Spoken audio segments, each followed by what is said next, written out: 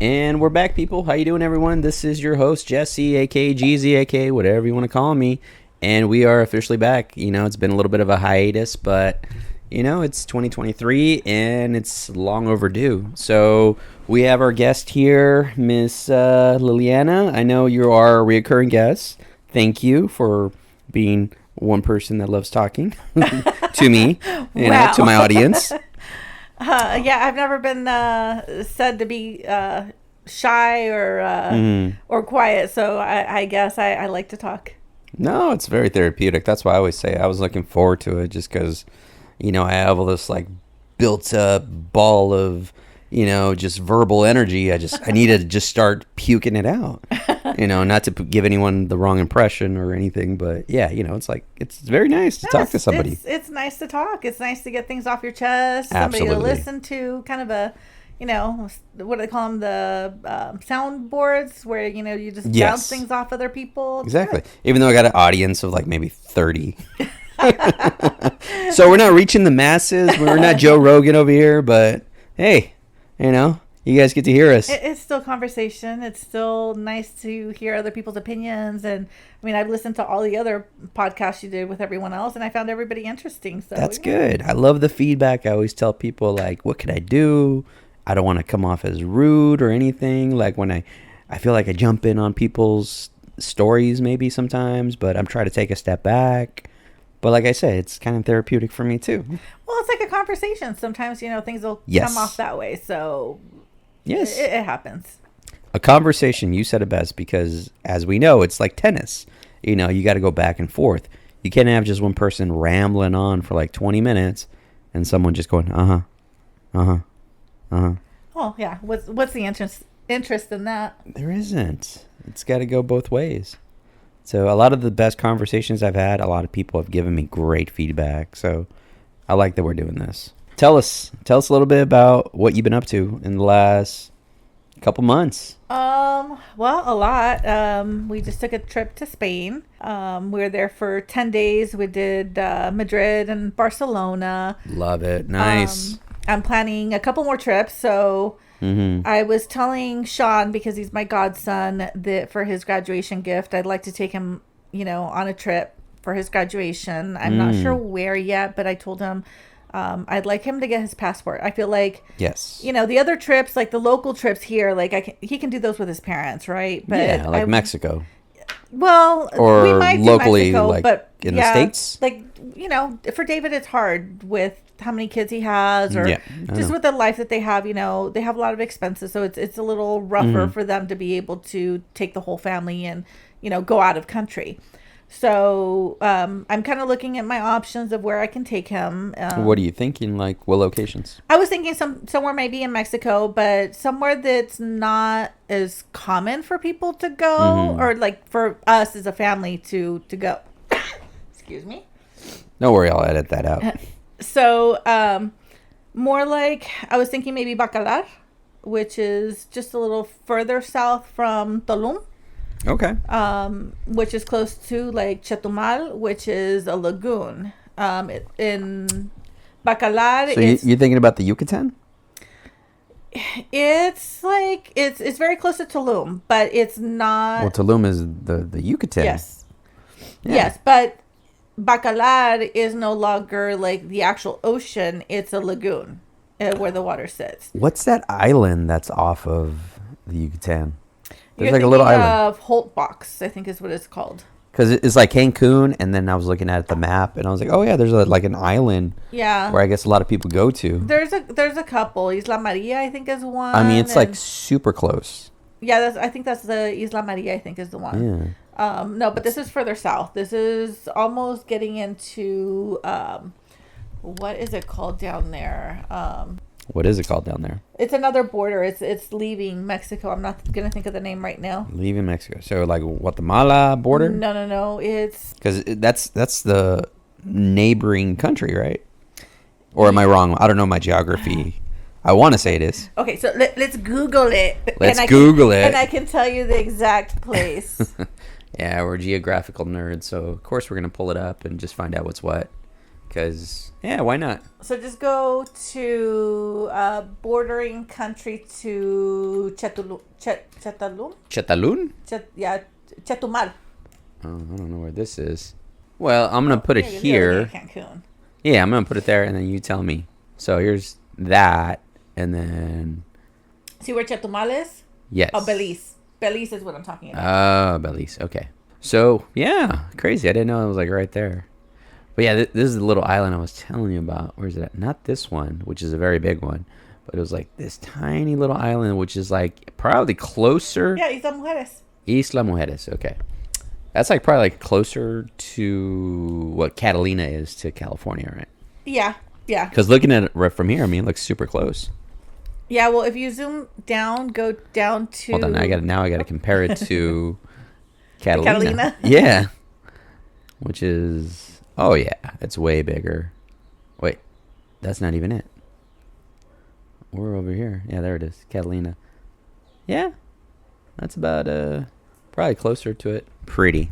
So, I recommend it. By the way, people, if you guys go out to anywhere in Mexico, I recommend the resorts. All-inclusive. Be pampered like a baby. Drink. Eat as much as you want. You know we're not going to have the same opinion, right? Why not? Because I'm on the opposite spectrum. Vacations are meant for relaxation. I agree. If you want to explore, hey, it's not a vacation. It's an expedition. Just as relaxing. And it's an expedition. I paid half the cost. And I mean, for me, it's if I'm going to go to a resort, I can do that here. I can go to Vegas. I can go to, what is it? Casino Morongo. I can go to any of the resorts here. But it's not a beach area resort. I feel like those are like generic resorts. I feel like they're way overpriced and it's not all inclusive. I've never had anything out here in the States that says all inclusive. I mean, you can literally drink till you puke and you're dead from alcohol poisoning. And you're good. You're covered. You're built. I got to go to different places. Then an expedition. I can't even say that right. Expedition. Exploring. Yeah, exploring. Yeah, I mean, I got to go to different places. I spent probably half the price that you did. I still ate, let me tell you, we ate seafood almost every day. But, yeah, I don't know. I'm not a big fan of the all-inclusives. Love it. The cruises, the resorts. It's like you're there to, like, think I'll sleep in.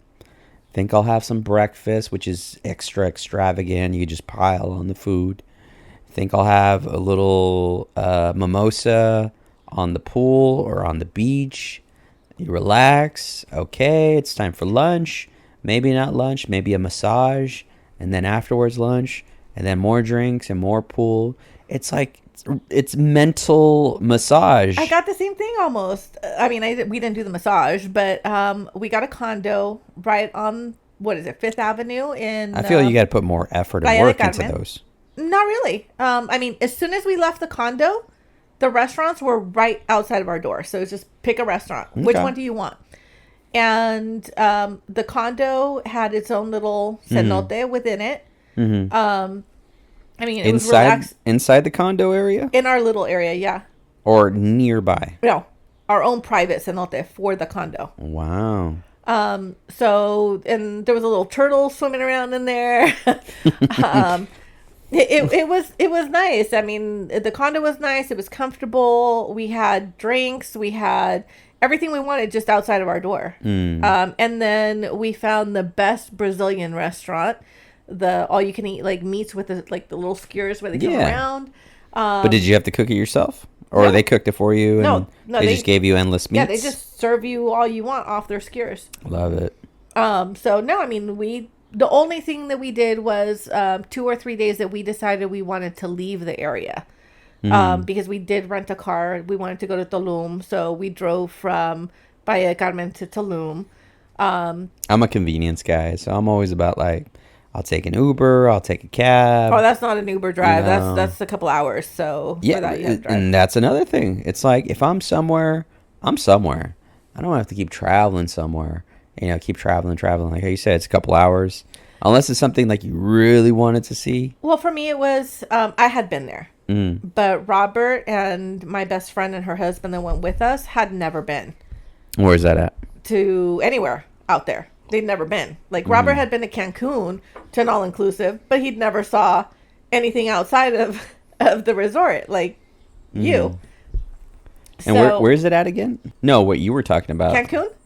It's No, right by Cancun. the recent one. Oh, it's back there? Uh-huh. Really? It's by Cancun. By Cancun. Yeah, so see, Cancun is that tip right there that you're looking at. Yeah. If you go south, you're going to see Tulum. Playa del Carmen is a little bit further south, which is only like 40 minutes from the actual Cancun. Yep. And then further down is what I'm talking about, which is a lagoon, which is Bacalar. Zoom out a little bit. I think you have it like too zoomed in. And for those that are listening, we're actually looking at Google Earth. So sorry about that. And I can't visually see that. You guys can't visually see this, but yeah, we're just kind of looking through Google Earth, just kind of looking at shit. So yeah, we're nerds that way. Yeah, I am all about the resorts. So I know wife's more of that way too. Like, oh, let's go explore and all that. And I'm all for exploring. Cool. If that's the mindset. But if we're going to go for a vacation, it's kind of like the old term. It's like, oh, I need a vacation from the vacation. Yeah, it's because you didn't have a vacation, you know? No, and I like to relax. I like to chill. Yes. But I also, if I'm going to pay to go somewhere, especially when you're flying that far, I want to go see the place. Like, I don't just want to be in a hotel. Like I said, I mean, I can see a hotel here anywhere. So, you know, that's my thing. My thing is this, which I love to do. I love to like converse with the people that are traveling as well. So we met all kinds of interesting people when we went to Paris. You know, we met like a nice little old couple. They were both widowed relatively within the same time frame. And then they just got hitched like within the last year. And they're like, oh, yeah, we just decided to come out to Paris. You know, it's like, they both speak very highly of their exes that are no longer alive. And they had like nothing but nice things to share about themselves. And, you know, you could kind of see who's kind of the more the outgoing person. You could kind of see who's the more conservative person. And then you got to see like people that were like more closer to our age. Yeah. And then you got to see people that just from different areas, you know, people that were from like the Middle East or the Midwest or the East Coast or, you know, the Northwest, you know, just all around, just wanting to see the world. And, you know, we're all in the same boat because we're all Americans. About our Spanish trip, that it was weird because the Spaniards didn't want to talk to us, which is weird. But the other people that we met, like, we're just very social people. We're going to talk to people. But it was funny because I even feel like maybe they thought we were racist because we would ask them, hey, where are you from? Because you're not acting like the Spaniards we've met so far. Really? And they would tell us, oh, yeah, no, I'm from, you know, we had a waiter that was Italian and Argentinian. And he was like, oh, yeah, no, you know, I speak Italian, I speak Spanish, and I speak English. And we're like, well, you know, that's a lot of languages. And he even joked, and he's like, oh, yeah, and I, you know, if you consider gibberish, you know, I have a fourth language. My mom didn't quite get that, and we had to explain it to her, but we were all laughing. We're like, oh, yeah, you know, he's funny. Yeah. Another waitress that we had that was really good was, you know, pretty much everybody that we had that was really good and social were from other countries. They weren't Spaniards. And the people that were Spaniards that we tried to talk to were kind of like polite and to the point, but not really social, not trying to interact with us, which was kind of like so weird for us that, you know, we go everywhere and here we are, the happy Mexicans getting ready to party and like, hey, let's have a drink. And they're like, what's wrong with you? Yeah. It's so weird because when we got the vibe out there, it was funny because everyone told us when we went to Barcelona, it was kind of like, oh, everyone parties here and, you know, they're up all night. And so things are opened up very late, you know. I was like, oh, okay, interesting. Like, I didn't know. Like, yeah, if you go out here, it's like the nightlife, you're going to be up all night. I was like, wow, okay. You know, it was pretty cool being out there New Year's Eve, New Year's Day. It was all party and it was great. I didn't meet any rude people. You got New Year's. Maybe I'm not self-aware. We got St. Patrick's Day. Oh, yes. But is it the same out there as it is like out here in More. Ireland? No, more. Well, more because it's Europe. I mean, yeah, you're Okay. not in Ireland. Well, But I you're don't in know. Europe. I mean, I think we just commercialize anything, any reason for anything, just to, Yeah. like, hey, we need a holiday here. No, we had so at the pub. Funny enough, I don't think there was any Spaniards other than like outside the employees, but the people that were at the pub drinking and partying were like English. There was we ended up making friends with a Cuban, and it was just like it was a mix of races. But yeah, I don't think there were Spaniards in there. That's awesome. See, I can't remember the quote exactly, but Mark Twain said it best about just being a world traveler. You won't, and I know I'm butchering it, so I'm going to look it up. So, okay, there we go.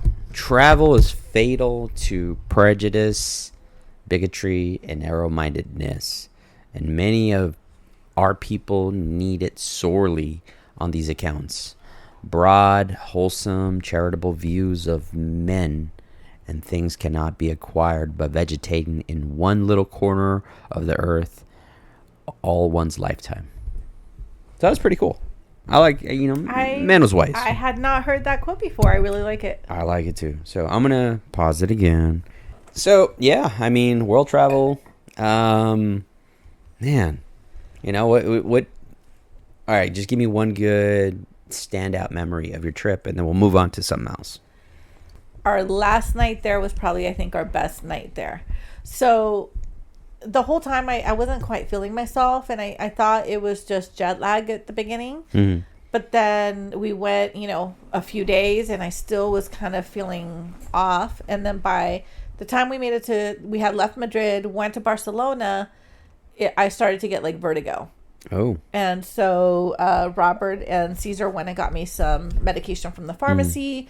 And after like a day or two of taking it, then I finally started to feel myself. And the plan for us on the very last night was to go to this really fancy mixology restaurant. They have like several awards. It's called the Alchemix in Barcelona. They have a Instagram page. You'll have to look it up because it was totally worth going to. It was like 65 euros per person for the dinner, and it was like a 6-course, like, very fancy, like little bite type dinner. But let me tell you, I mean, we were full by the end of this. Okay, so it was like little appetizers without, like, having like the meals. Well, no, it's like the meals, like the fancy restaurant meals that you see where they just bring you like little bite size. A bite at a time. Yeah. And it was 6 courses, including the dessert. So was it like the food or the atmosphere, or was it the people? Everything. So our waitress and waiter were Ignacio and Ellie, which family members that we have with the same names. It's like I can't even forget the names now. There you go. And then just the atmosphere of the restaurant, it's kind of like supposed to be like a Harry Potter type of theme. Okay, so it had like that old vintage look. Yeah, they had like the little like the floating candles. Wow. So they had the whole Harry Potter theme. Kind of. Not to an extreme, but yes, kind of. Yeah, so kind of like witchcraftery kind of candles. Yes. And then goth. They brought these like drinks that were so fancy, and they're like mixing them for you at your table, and they're using the dry ice. Oh, I was gonna say they had to throw the dry ice. Yes, of course. I mean, you gotta have that smoke, and it was just, but the drinks were so good that you couldn't even tell that they were alcoholic. Wow. Like I could have sworn that there was no alcohol in it, but I like a little bite. Well, I like a little bite. I felt it, but I didn't taste it. It's funny you mentioned that because when we went to this cruise, it's like we couldn't taste the alcohol. We're like, they're either mixing it really good or they're cheaping out on the alcohol. Yeah, there's not enough in there. And so our dumbass is like, well, let's do shots. And then, we were just game over. Like, next time, let's just take their word for it. Yeah, we got some fancy drinks. My mom got one. I got one. Robert got one. And then we kind of each tasted our drinks. And cool.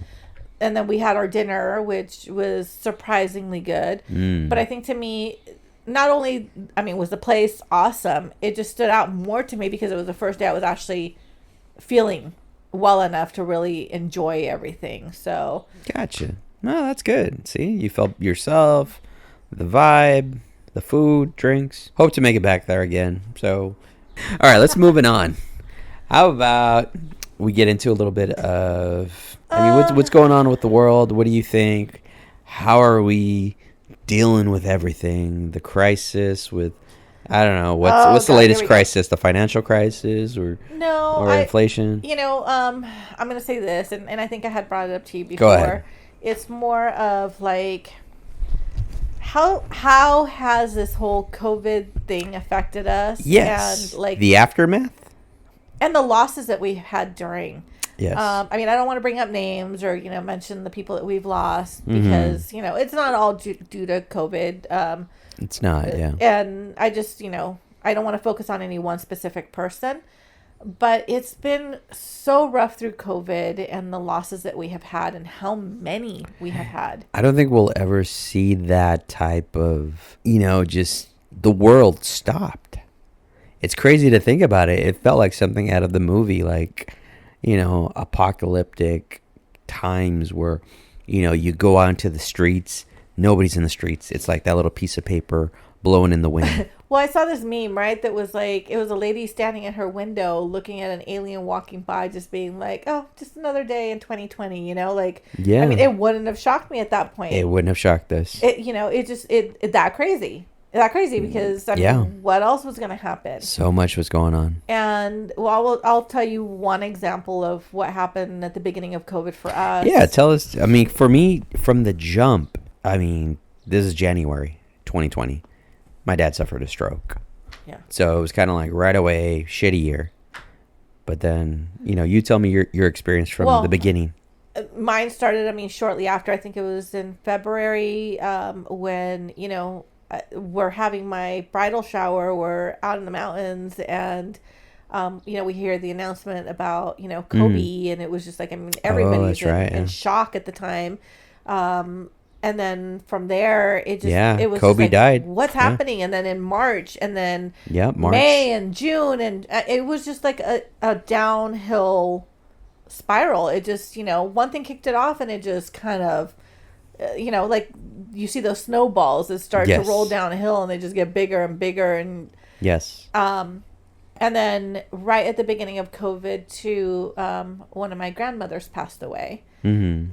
And it was just unheard of that you couldn't attend. Was it natural causes? Or? She had been struggling with some heart issues. Okay. So it was not surprisingly, but not quite expected at that time. We thought we still had a little bit more time with her, but that we couldn't attend the funeral. Yeah. It was at that time we could only have 10 people there. I recall. Yeah, like during COVID, I remember. God, like I still kind of kick myself over this. I did have a friend that passed away, and I didn't make it to his funeral, only because I was like still in this new position at work, and in my mind, I still had to prove myself and kind of take care of things during a crisis time of COVID. So I was like, I couldn't call off work, But the other thing was there was also virtual funeral, which I attended one too. There was one other funeral that I did attend, but we all had to keep our space.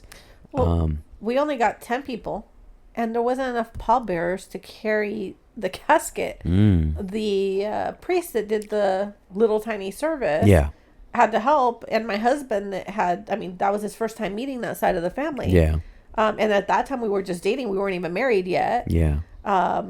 He had to help carry the casket because there wasn't enough people to carry the casket. Wow. You just unlocked the memory for me right now saying that. So it was kind of like when my wife and I, which I don't think we were married at the time, but it was like one of those, like her aunt passed away, and I went up there to give her encouragement, to give a speech, but I think she got emotional and left, and I just stood there kind of just saying some nice kind words, but I mustered up whatever I could. Weird situations sometimes. Yes, you're absolutely put in those weird situations where you don't expect it. What do you do?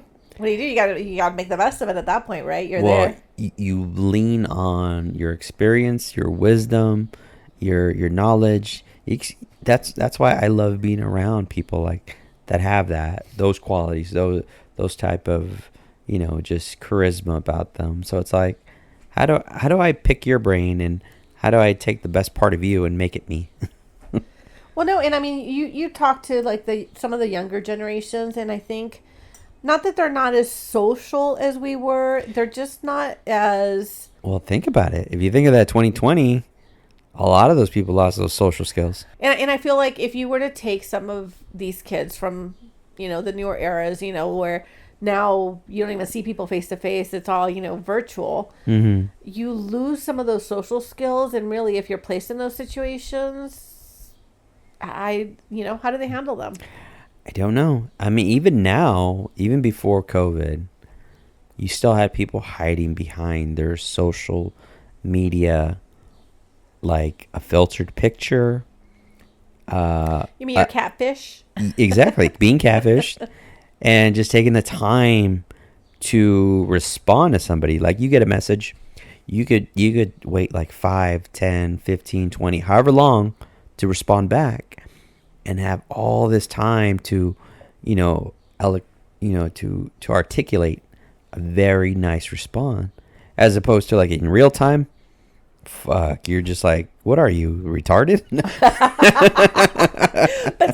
But here's the thing. I feel like in our generation, you can say something like that to your friends, and they'll just laugh at you like, yes, but I can't say, "Are you stupid?" But if you say that to a kid now, they'll be like, "Excuse me, like you hurt my offended." feelings. And yeah, like I know.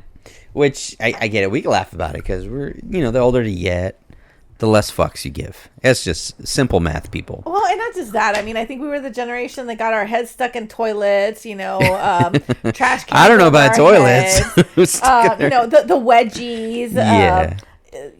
Kids but now. At the same time, we kind of dismiss those things as like, oh, it's common, no big deal. But this is the generation. We got over it. We beat them. Yeah, this is the generation where they are more like, hey, that hurt my feelings, and they're more self-aware of that. So I give them that. They're more self-aware of the things, So I'll give them credit where it's like, yes, but that's only because there's more awareness to the people that can't come out of those hard times and take it upon themselves to just give up, and maybe take it upon themselves to just call it quits. Well, and I mean, very sadly, I see that because they're more connected to their emotions, we have so many more, mass shootings. Yes. People going. Shootings. We used to call it postal back in our day. That was the thing, because that was like the rarity of it. It was just postal service people were just going crazy over the job. These were like adults though that had just become fed up with not just our life, but the system, right? Yes, the system. But now these are young kids, young adults, that are just fed up with the way that they're being treated or not accepted. And I mean, and maybe what it is just their brain is just, again, still being developed. You're 16, 17, 18, 19, and you're not fully developed till you're 25. So this overstimulation of internet and opinions and beauty and money is just shoved in your face so much that you feel so belittled. Yeah, no, and these pretend you feel lives, so right? small. These fake. Yeah, lives. they're fake. That's the thing. Yeah, they don't realize it's all an illusion. It's all an illusion. I mean, those lives that they post, that's not their everyday. But this is us from an older perspective, wisdom, that we could see that. They're so young. They're so impressionable. They're so vulnerable. They need people like us to protect them from these overstimulation of thoughts of everything. Even everything's sexualized. Oh, God, yeah. God, everything's sexualized. Everything. It's just like, God, I can't even eat a hamburger without like having like a model have the barbecue sauce drip all over their What, breasts. you want to talk about those Carl's Jr.'s commercials know? now with the, if it doesn't get all over you? Well, that was way back then. They actually stopped that. Well, but you think about it. But I mean, if you think about it, it hasn't completely gone away. I mean, in the 90s we were more like in your face. Yes. Like we're really gonna, if we're gonna do it, we're gonna do it the whole way. Yes. Now it's more of a we're gonna try to hide it, but we're still gonna sexualize it. Yeah, there's still just that little bit of edginess, but not as like before. I think now just the big corporate brands, they play it super safe because they're going for the whole market as opposed to a specific market. Back then it was like we're going after the male demographic of 18 to 35 type of people. And now they're just doing everything. We're going to do kids and everything. But I don't know. I mean, it's a lot. It's a lot of information. I mean, we didn't have this information at our fingertips. And if we did, we had to wait for dial-up. Well, that could take a minute. Yeah, that's going to take a minute. You got to wait for the facts to come in. You're like, I think I can see a nipple. So, I mean, it's things are so much faster. So much more accessible. I mean, weird stuff that we probably couldn't think about. It's out there now. And these kids don't have the wisdom to kind of navigate it's that. just so easy and so, I mean. And it's probably funny because a lot of kids that may listen to this, like I probably have a younger audience, a little 2% of whatever. They probably like, what are they talking about? Like, no, it's like we have the wisdom to kind of take a step back from everything that's being fired at you. And we could be like, literally, we don't care. I am not bothered by this. I am not invested in this advertisement, this, peer pressure, this idea of like, you need to be this person. I used to think that the adults in our generation when we were younger, right? Mm-hmm. That they were not surprised by some of the stupid things that we did as kids. But now I look at it and like with the changes of the generations, I think now we're less surprised because life has had so many more surprises during this generation. I feel like we're less surprised at what the young ones are doing now. Because it's like... Yeah, we've seen it in small increments. And now it's just more, enlarged by the media platform. It's more visual. It's more like, oh, I could Google it or I could search it in 2 seconds. Well, and before, I mean, we could sneak out a window. Who's going to catch us? But now, there's cameras everywhere. The neighbor's camera's going to get you. Your camera's going to get you. Like, and you know what? We took more chances because we weren't going to get caught by a camera. These kids, have you heard the term getting your ass beat in 4K? Okay. So yeah, just what you do, who you pick a fight with, what you do will be caught on camera. So I would think these kids would be more self-aware and be like, all right, I'm going to watch what I say. I'm going to watch what I do. But when they do that and they run I'm sorry, sometimes you got to get your ass beat. Sometimes you got to get in a fight. And sometimes you got to go through it. But now it's on camera. But now it's on camera. Now there's proof who won. Yeah. Who got their... There ain't no undisputed. You're like, no, we kind of just ended it. No, but I think a lot of things just had to have that little self of anonymousness, where you just kind of like, you did stuff. And yeah, you got in a fight or you got in an argument or yeah, you did whatever. But a lot of times there wasn't consequences. Yeah, there wasn't those consequences. I mean, how often did you get caught? But rarely. Now, but I share stories with my mom. I'm like, yeah, you see that window? I jumped out of that window. I stole the car, I drove off to Lake Paris. Well, and I'm a little older than you, okay? Little bit. My parents were extremely strict when it came to me. David well, Ellie, they are with women. And, my sister is a good example. No, even Ellie. Like, Ellie could do whatever the hell she wanted. But it was more... I was the oldest, so I was the first. Yeah, you were the example. And so I had, I had to break him in. But, I mean, that is the thing, right? I mean, you're more like... attentive, or not attentive, I should say more concerned or more scared of that first child as opposed to like the second, third, fourth, or fifth? Yeah. Well, and I mean, You're kind of like that parent, like, oh, it's the second child. It's like, yeah, don't worry yeah, about it. They'll be fine. They'll walk it off. Yeah, little by little you learn and you start to let Yes. go.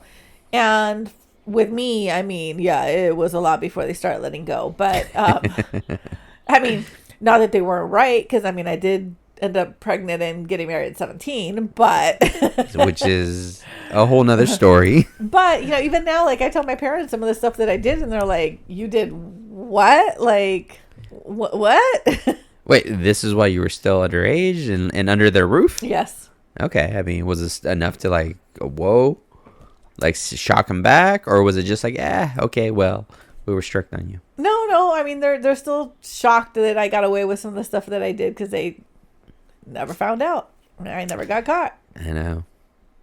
That's funny too, because like I was very public about my little get-togethers and friends coming over, or me going meeting friends and me getting pulled over. It's so great. I don't know what it was, but cops were like super nice to me. Super nice to me. I mean, when I was a kid, maybe because I had that like, God, you know, it kind of reminds me of me kind of look.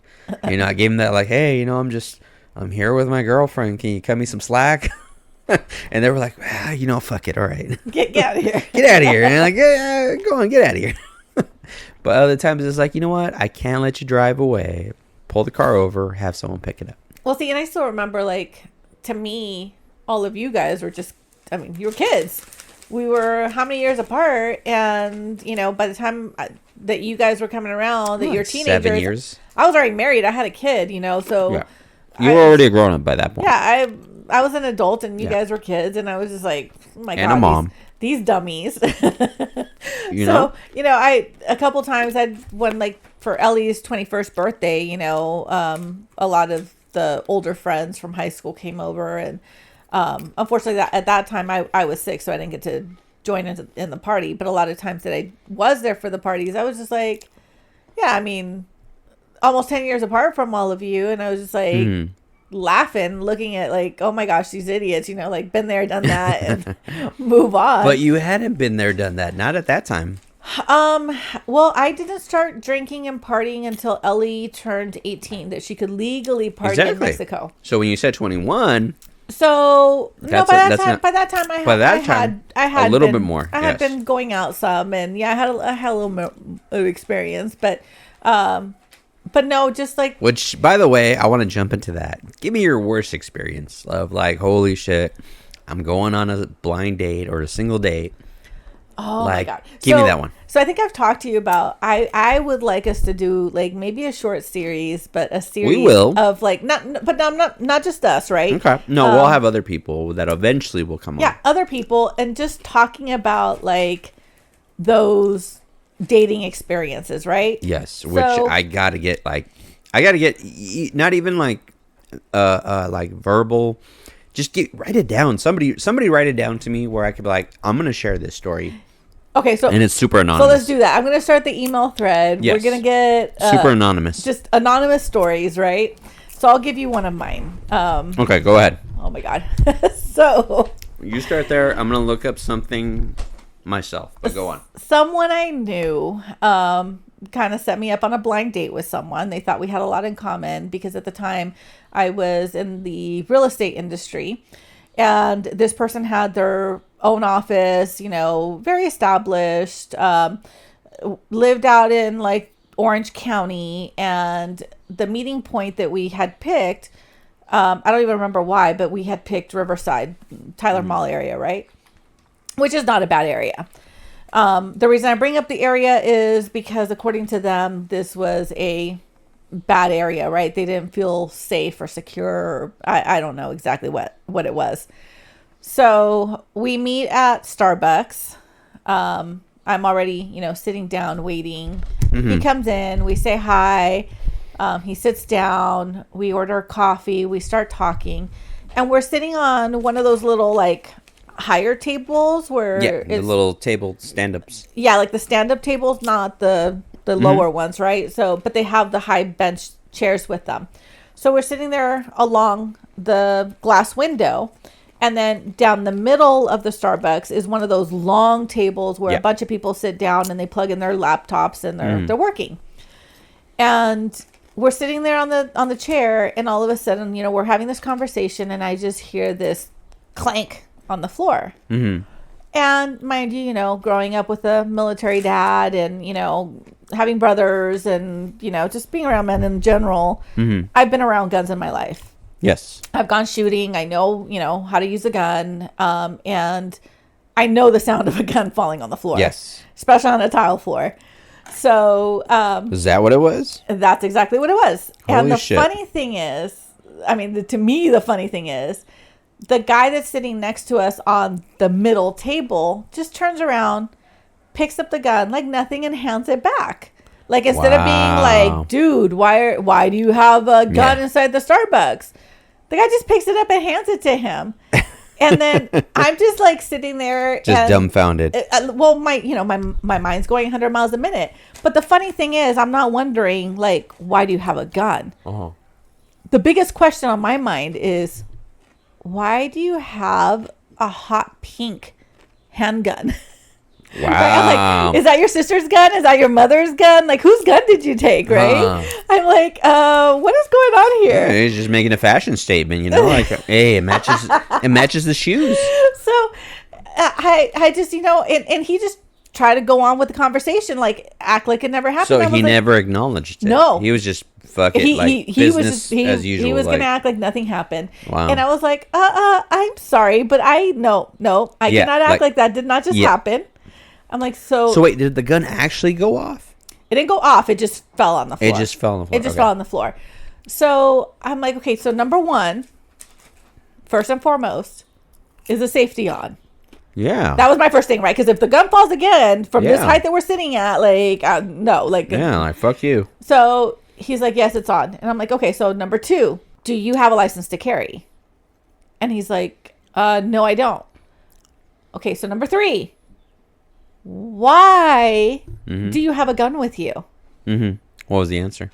He's like, oh, well, you know, I'm not very comfortable with this area, and, you know, it's kind of shady. Riverside, Tyler Mall, across the street from Tyler Mall. I'm like, I'm sorry, but if you can't handle Tyler Mall, you definitely can't handle Moreno Valley. You know? So I was like, what?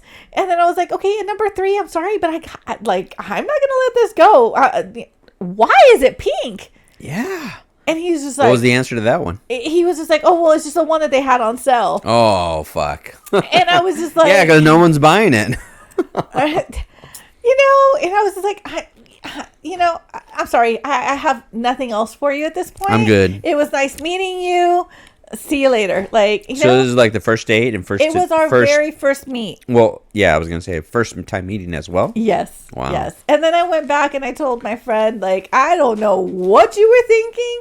Oh, so this was a setup. This was a setup. Oh. This was a setup, and I was just like, I don't know what you're thinking, but like, no, no. So I'm like, even my internet days were better than this. Oh my God.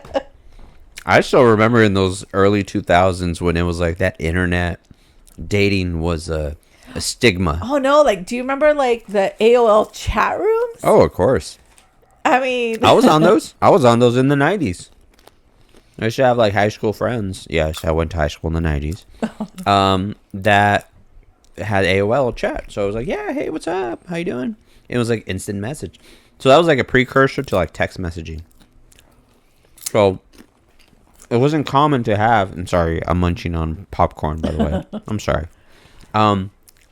We didn't have unlimited text. We had to wait till, after 9 or weekends. We get free unlimited call and text. Yep. So those were our 90s, early 2000 experience. Yep. So but, yeah, that was my funny. I mean, the worst dating story. I've had some others.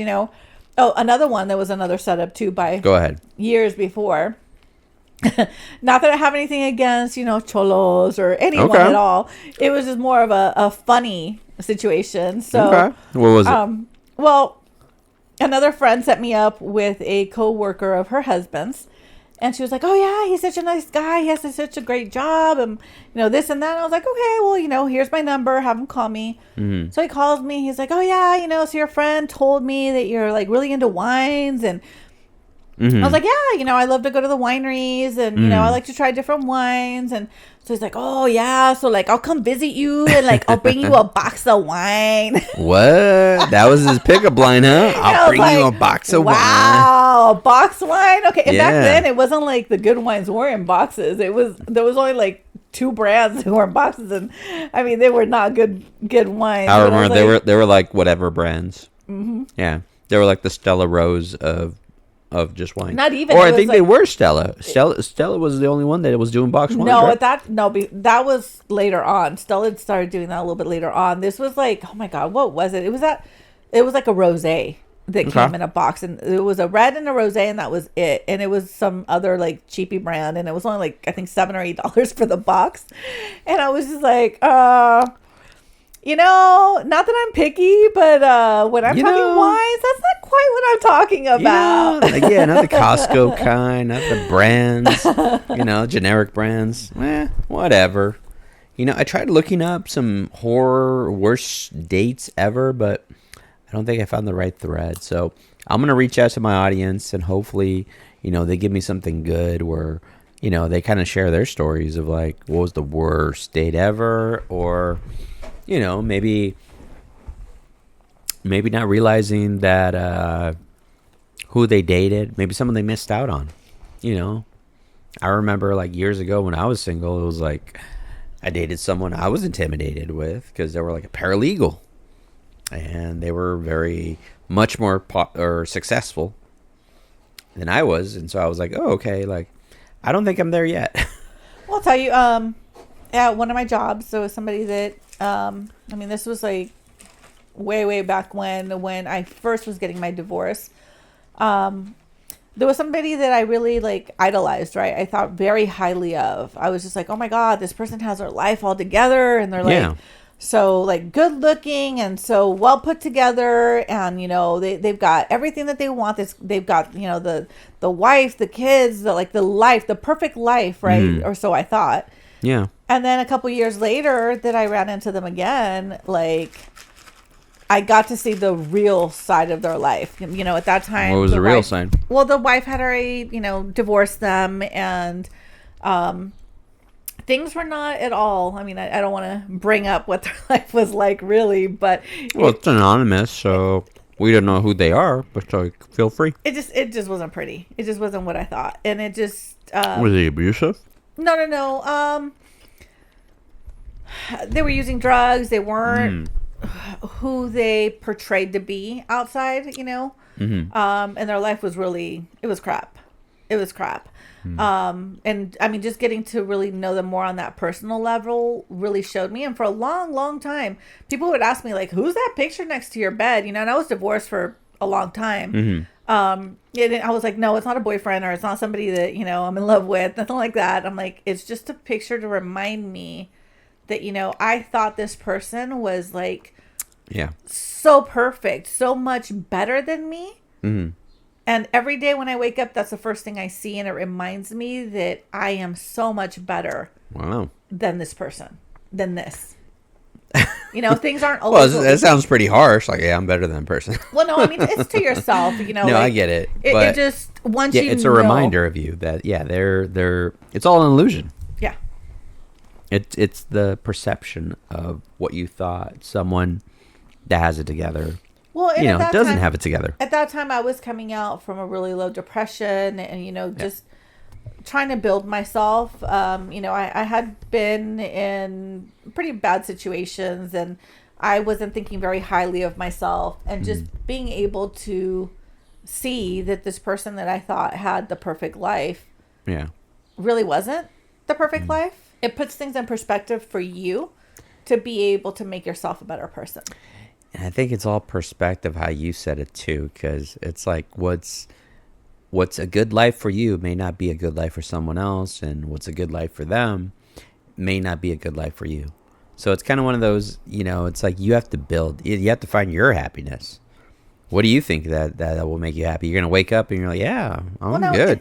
So I'll tell you, I can't tell you that I have the perfect life. My life is not perfect right now. Well, no one's perfect. But honestly, I am very happy with where I'm at in life right now. I mean, who my kids are. I have a home. I have a job that I love, which is hard for us to say a lot of times. I honestly can say I love my life. I love where I'm at right now. Emotionally, financially, job wise, career wise, knowledge wise, once I was able to get my bachelor's, because for a long time I wanted to do that. So I can't tell you that I'm the same person I was 10 years ago. Oh, no. I'm not. If anything, if you still were the same person you were 10 years ago, then you just wasted 10 years. Muhammad Ali. I'm going to come up with these random quotes, by the way. Well, no, but if you think about it, a lot of people are kind of stagnant. They just they play it safe, and life that's the thing. Passes them by, right? It's the same thing. Like it's like with kids or jobs or anything, they play it safe. So it's hard to take those chances, Yeah, but sometimes, I'll tell you, I've taken some huge risks with my life. Yeah. Huge risks that other people would be like, what? I quit a job where I was making a lot of money and went to a job that was, I was making almost half the amount. Well, it's probably the benefits of like not being stressed as opposed to, hey, I come first. Well, and for me, it was more of, you don't own me 24/7. I have a family. I have a place I want to go. I want to study, and you're not going to allow me to do that. So I'm going to cut you off. And even though, I don't make as much money now, even with my bachelor's, I don't make as much money. I'm in such a better emotional and mental stage than what I had when I was working that crazy ass job. I think our mental health is a big thing. That is like, when we think of our little universe, we're the center of it. That's the core. You got to make yourself happy before you start making all those other little planets around you happy. Well, and when you work a job, right? So these jobs were like, okay, so the more of this that you do, the more money you're going to make. It's, you're going to have your base pay, but then on top of that, you're going to get bonuses depending on how much more of the work you do, right? And me being a goals type of person, well, guess what? I'm not going to settle for the base. I'm going to strive for that higher amount. And I'm probably going to be hitting that higher amount, but then I'm going to be miserable because I'm going to be wearing myself out in every sense. I'm not going to have time for things. I'm not going to be able to, do the family events that I want. I'm not going to have time for me. I'm going to be emotionally drained physically and, mentally. So then what's left? I'm going to have the money, but what good is it going to do me if I can't do the things I want with it? No, it's a balance. The world is built on balance. You have to find that balance, and I'm sure you already do. Same with you. I have to be mindful what I eat, what I do, who I interact with, when I work out, how often do I interact with clients or vendors or everyone. It's just very self-aware. Because when you run on autopilot, you're on autopilot. You're not there. You're not living. Well, and when you're burning yourself out. That's kind of where I'm at now, That's just being a machine. That's just you working yourself down to the bones. So where I'm at now is, okay, yes, I work 9 to 5, or 8 to 5, Monday through Friday. But, on some occasions, because we're exempt, I may do a little bit of overtime. But I have my weekends off. And I know that once my phone is off, my phone is off. Like, that's good. I'm not doing work. And I'm not getting paid overtime. So I know that once I put it down, it's got to be put down. And occasionally, I'll get a text or I'll get something, that's urgent after hours that I have to attend to. But for the most part, this job respects your boundaries. Time. Yeah. And the other thing that is really good about my job now is that I feel that the mission values that the company has set are not just for their employees, but for the population in general, for the IE, is just a wonderful, wonderful mission value. which is about making life for the IE better in general. Absolutely. And this is for all the Medi-Cal and Medicare members, but we don't just do things for our members alone. We work for pretty much the whole region. It's, there's resources, there's additional things that we go out, events that we do. So it's not just bettering our members, it's bettering the community, which is something that I can totally be behind and feel like, okay, I'm working for a company that wants us to have a better life. Yeah, that's good. Absolutely. More companies are being self-aware of that, hey, we need to have a better working environment to have the best employee. I think Google had the right idea, just like, hey, let's make it fun to work here so we get the best out of you. And you do. When your employees are happy, like, what won't they do for you?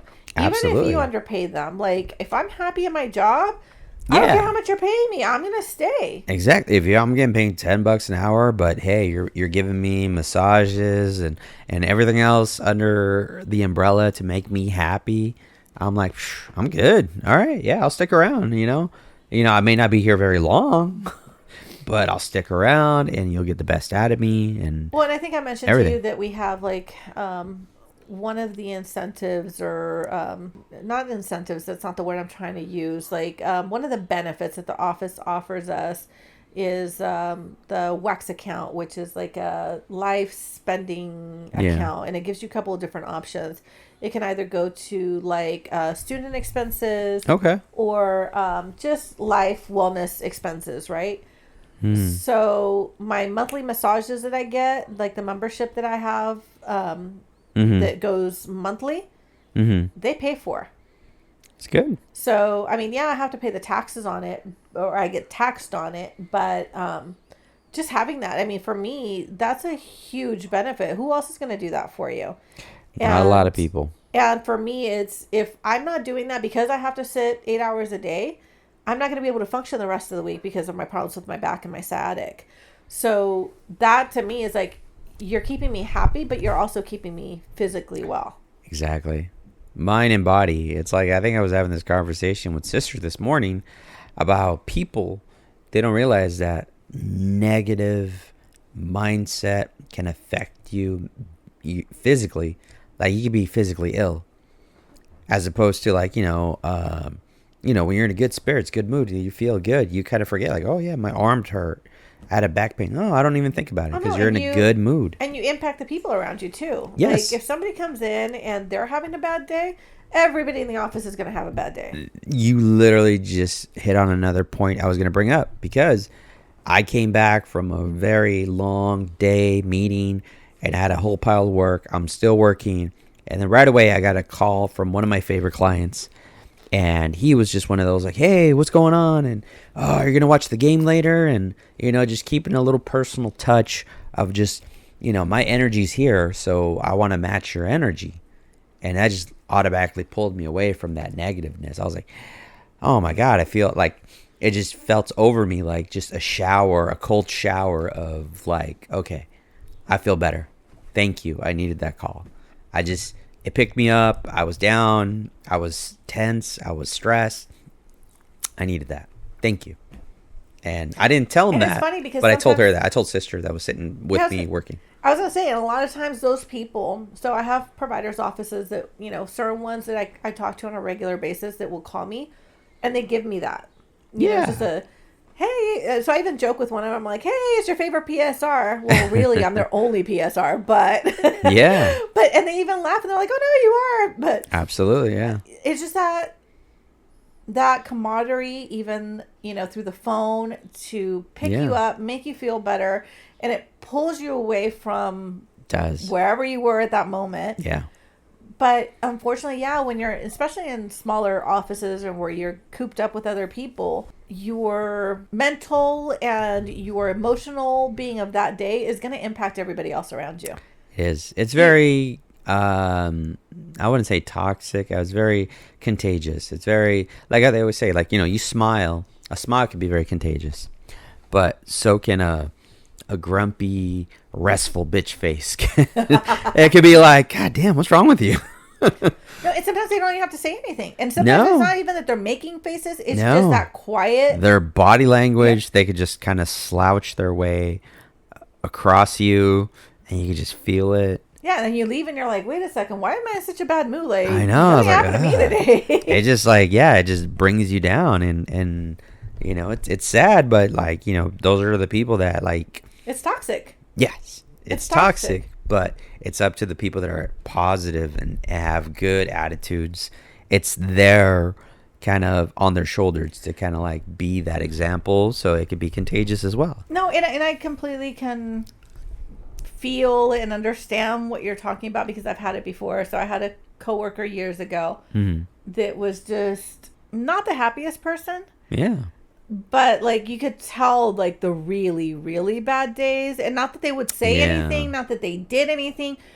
The minute you just walked in the office, you could just feel that tension. Yeah. And after a couple of years, I think I worked with them for like 3 years, but after like 2 years, I had talked to the manager and just said, hey, you know what? Can you just place me in a separate office? Like we can still work together. Like we're good. I just can't be in the same space as this person because it's emotionally draining. Yeah. And No, it's not that they're absolutely. doing anything. It's not that we don't get along. It's just they're not in a good place, and it's draining my energy. Yeah. It just, like I said, and they don't have to do anything. No.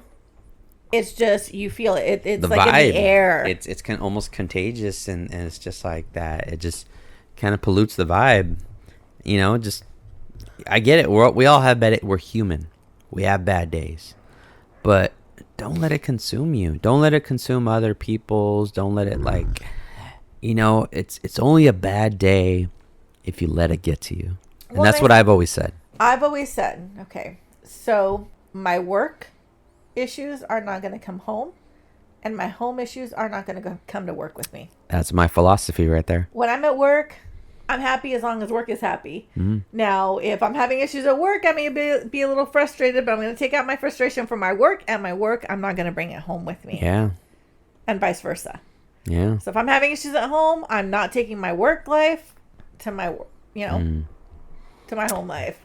It just, You kind of bring up a memory that I just kind of thought of. It was like I was going through a bad breakup when I was younger, and I wanted someone that I respected, my mentor. I wanted to share and see what wisdom he had for me. And it was kind of one of those like, yeah, I'm going through a bad breakup, so I'm sorry if I'm not all here. And then I don't know if he was trying to do this to like, A, just shut me up and be more productive, or B, actually share some wisdom. But he was like, you know what? We all go through it. We all have bad days. We all, have our ups and downs. And, but when we come to work, we check our emotions at the door, and then we're expected to perform. And I was like, okay, you're right. You're absolutely right. Suck it up. Yeah. In other words, but he explained it in a way where he elaborated. So maybe it wasn't so much just like, shut the fuck up, get to work. But it was on those kind of, like, hey, okay, you cared. You kind of explained it. So I was that young 19-year-old kid, 20-year-old, whatever. Yeah, and you think at that moment like, oh my God, this is the end of my life. Like, I mean, I'll tell you, when you go through that first breakup, you think there's nothing else to life afterwards, right? Yeah.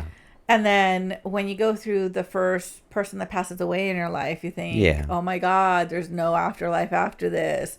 When you go through, different things in your life, I've shared with you before. I lost my home. I lost my business. So many trips and falls, right? At this point, I'm just like, like just another thing in life, shake it off, and okay, let's go, You're still you. You still got all the battle scars and wounds from it that you could make yourself even stronger. Well, and even then, I mean, I'm still shocked at, some losses that we've had. Sometimes you're just like, what, who passed away? Like, what? Like, I'm just mind blown. I just talked to them like a couple of days ago, and, everything was fine, and it's shocking. Life happens that fast. But at the same time, you're going to grieve them, and you're going to have sadness still in your life about things that happen, and oh well, I didn't get this job that I really truly wanted, or okay, so I'm having a financial struggle now, or just Yeah. different things. But I don't take it on like I did when I was younger. It was like, oh my god, it's the end of my life. It's like, okay, I just got another thing to get through, and Yeah. I'm stronger, I'm wiser, and things will pass. Life goes on. Exactly. And then how you touched on about, people passing away. Like, I know we're kind of getting into a little bit, so it's kind of like, yeah, for those that are cut short in life, in their youth, it's a tragedy because, you feel like they missed out on this whole great experience. But, then you look at the people that were older. I just had a great aunt that passed away, 95. I don't feel so sad. I feel like, like she lived a very long life and probably, lived her fulfillment. We don't know. We don't know people's lives, which, again, I got to start interviewing more family. Um, but yeah, those people that you just, that are still a lot of potential, a lot of maybe wasted potential, or a lot of like what ifs or what could have been. Well, And and I think, I mean, we still grieve them the same, right? Regardless of whether they were, 16 or 60, right? Like, it's still hard for us yeah, to let go of them for because of the us, love that we yes. had for them, But I right? think there is comfort in those that were older as opposed to younger. Well, I think it's more of the, I don't want to say preparation, but like, Mm-hmm. it's coming for some people, right? Yes. And then the surprise of somewhere is just like overnight, like, what happened? Um, but at the same time, it's still hard for the family members, regardless of the age, to let go. Mm. It's And I just, think that's the part you just hit on right now, is to let go. How hard do you closely hold on to that pain? How hard do you clinch that feeling and embrace it? Or how is it easier to just slowly let it well, go? I can tell you, I mean, pre-COVID, for me, it was harder. I had a couple of losses. I lost my biological father. Yeah. I lost my aunt, my mom's sister, Mm-hmm. which was one of the aunts that we would, spend summers with. My kids spent summers with. We had a cousin pass away that lived with me at one point. Mm-hmm. And I'll tell you, letting go of them was so much tougher on me than letting go of the people we lost during COVID. And not because of how close or distant we were to them, but because COVID kind of didn't give you an option Yeah. of really being able to be in that Was moment it and mourn it. was it more, I don't know, in the sense it just felt like everyone left and right was passing away. So was it more like you were numb to the feeling? A little. And it was like, okay, so again, some of the funerals we couldn't be there for. Yeah, we couldn't. There was just so many people passing away. Um, it just, it kind of distanced us from seeing it or being present in the moment, being able Yeah. to be at the funeral, being able to Yeah. be at the wake, having the other people, and like we said, having that emotional, contamination. Like, if you're in a group with a bunch of people that are, everybody's sad and everybody's crying, then Yes. you're going to It feel has that, that right? effect. But then you're Yeah. at home, you have your moment, you cry, Mhm. you mourn the person, and I feel like you're able to let go. Yeah. Where when you're around everyone, it's a more prolonged mourning, if that You makes feel sense. like you kind of burden yourself with their grief as well. You carry it with you, A little, or you feel it more, or it just, or it it amplifies impacts it. you. Yes, it amplifies it. It amplifies, yeah. So you're around those, and yeah, it's a whirlwind of emotion. You get swept up, Yep. as opposed to like you hear the news by yourself. You hear And the you deal with news, it by you yourself. deal with it by yourself. And like I said, I mean, yeah, you cry, you like, you can think about your loved ones, you can, kind of go back and think about those memories, and the good, the bad, and then let The it go. ugly, Let it go. let it go. Those are my famous words, even though goddamn Frozen took it Let it from you. go. But I learned it from Dragon Ball Z, so it's not a whole lot of different one cartoon to the other.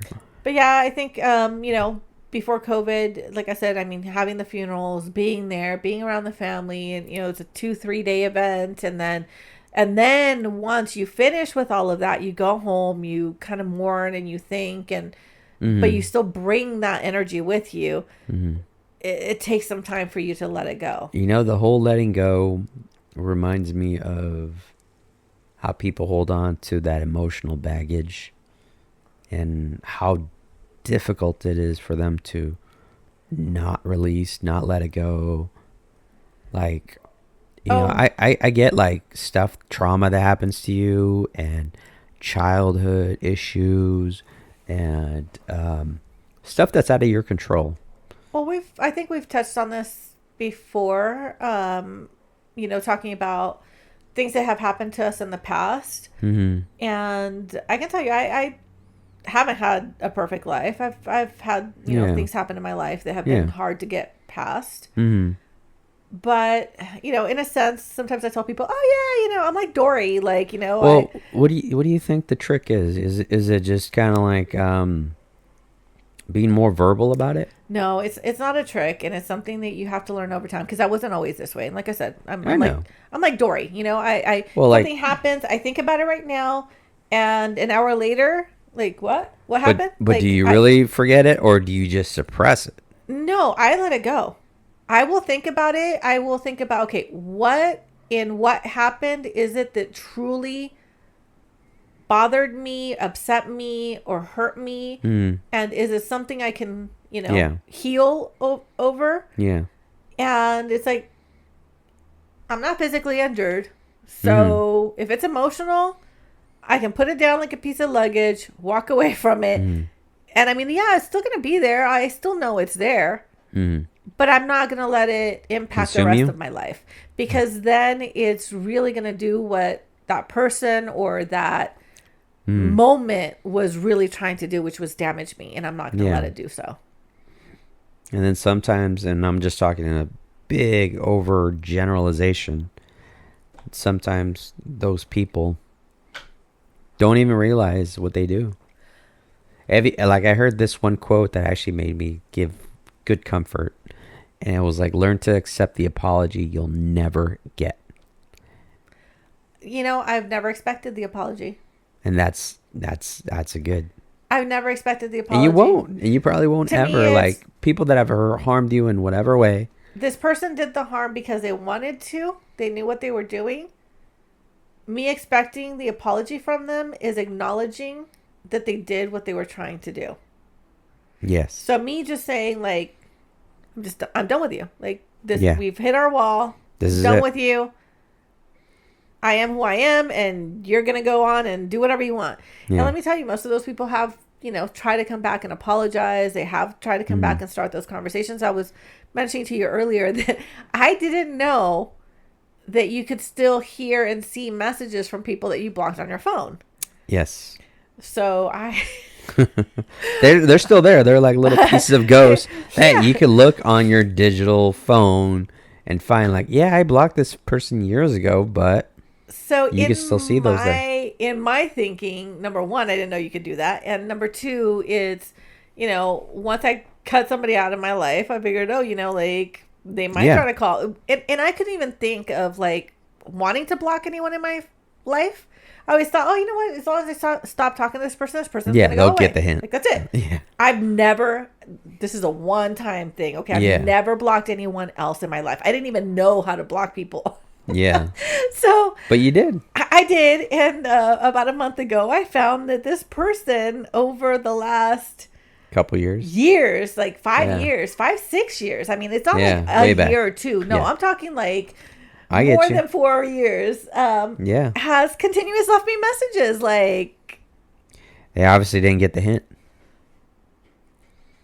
I guess not. Have you ever been on the other end? No. So you've never had like, example, kind of like been that, I don't know how to deal with this emotion of like caring for someone so much where you've almost become the stalker. No. Okay. No, as soon as well, number one, most of my relationships I have ended them. There has been one or two where the other person was like, "No, this isn't going to work." Mm-hmm. I mean, there's one in specific that I can think of that he ended the relationship, and it was hard on me because it was at a moment where everything was perfect. There was no fights, issues, like nothing. There was nothing to let me know that this was even coming. Yeah. And then all of a sudden you get the rug ripped from under you, and I was just like, ooh, like I'm coming crashing down from the clouds onto the ground, and I don't even know why. So that was hard. But even then, no. I mean, once we had that conversation, it was like, okay, this like I'm done and I'm done. Okay, well, peace.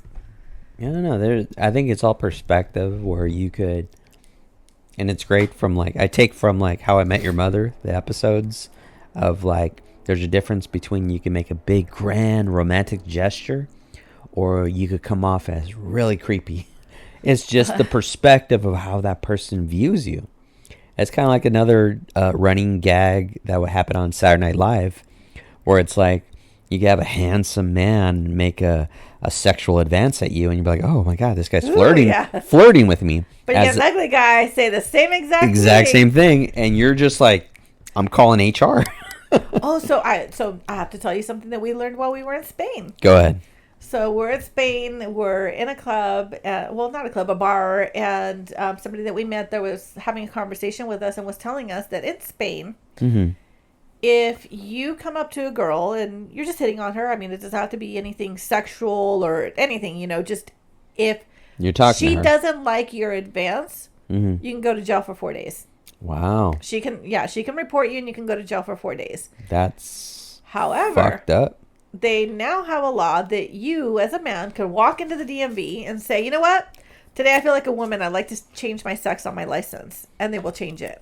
Wow. So you as now a woman on your license go and hit on a woman and do the exact same thing. The cops will not arrest you because now you're a woman. Fucking A. And it's the same sex. Fucking A. So it gives creepers a literal license to be assholes. We were just like, how wacky. Explain this to me. And so they were just all about it, huh? Wow. That's crazy. Well, fucking... You learn things, right? There you go. Yeah, you learn things. But, yeah, I mean, the world is different. Different ideas, different perspectives. And I love that we could all bring a little piece to that pie, that melting pot. Because it is it. Because it's not just one view, one opinion, one political stance, one left, one right. It's everyone. Well, and I just feel like we can't always be tight wound.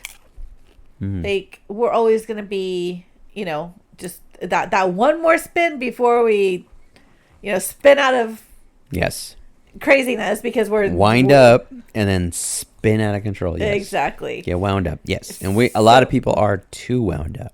So, I mean, yeah, let them wind you up once, maybe twice, but once it gets past that, it's like, no, I'm not going to be that waiting to snap out of control.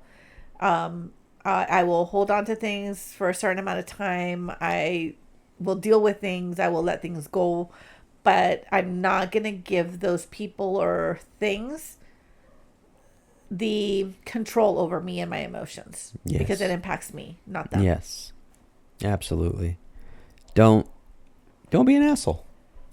Don't be a bitch. It's that oversimplification. Just don't make anyone else's day worse than yours.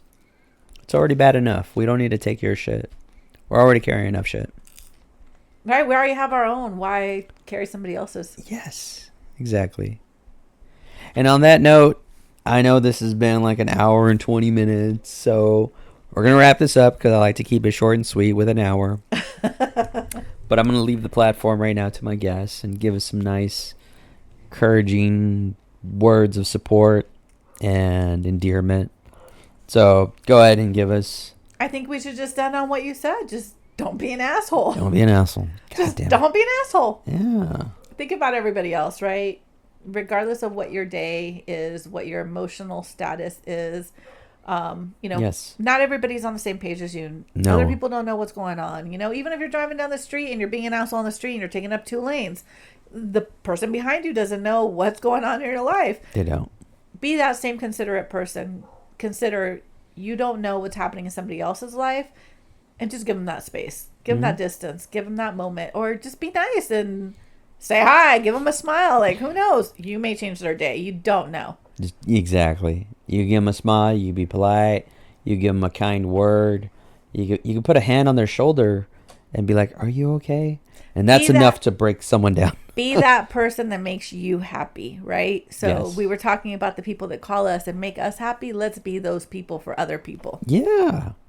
I love being that person. If I could bring like my positive energy to like somebody that's having like a shitty negative day, fuck yeah. I'm gonna be like, here, take 2 scoops of this. Exactly. That's all I say. Just That's all make I say. everybody happy. And on that note, thank you kindly for listening. This has been 2023 podcast, and I appreciate for you guys listening. Wait for the next one. Give us your feedback. Give us your worst dating story.